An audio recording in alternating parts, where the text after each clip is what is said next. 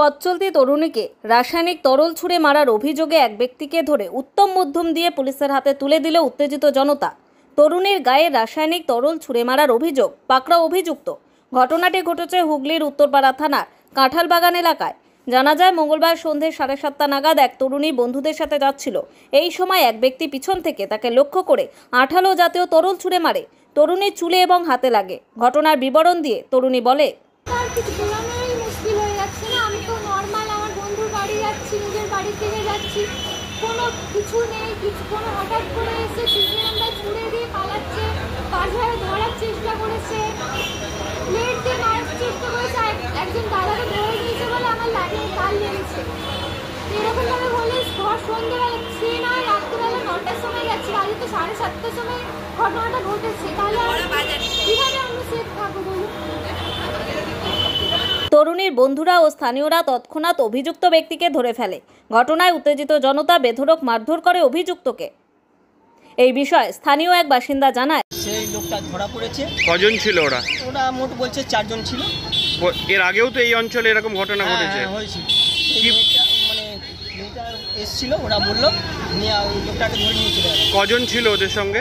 যারা অল্প বয়সী না বয়স্ক? বয়স্ক, মানে এই 40 উপর। ওদের কাছ থেকে কি কিছু উদ্ধার হয়েছে?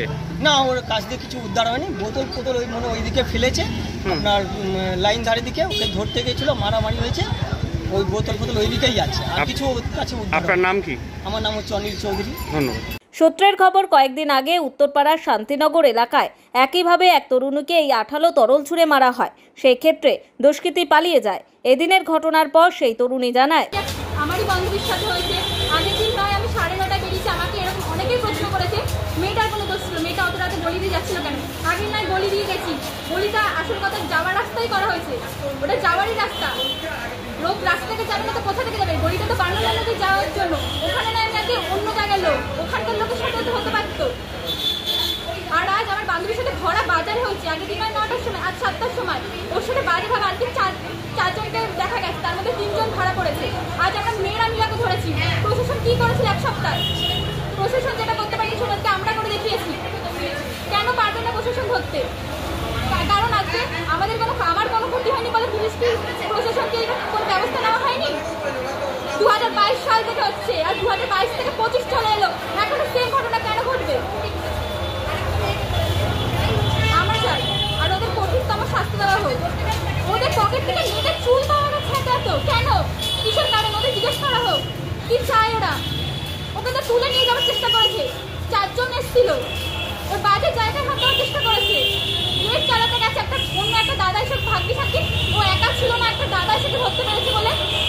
দাদা ওর আর কিছু হয়ে যেতে পারতো, গলায় যদি প্লেটটা লেগে যেত। আর তারপর ওকে বলেছে নিয়েছে মালটাকে।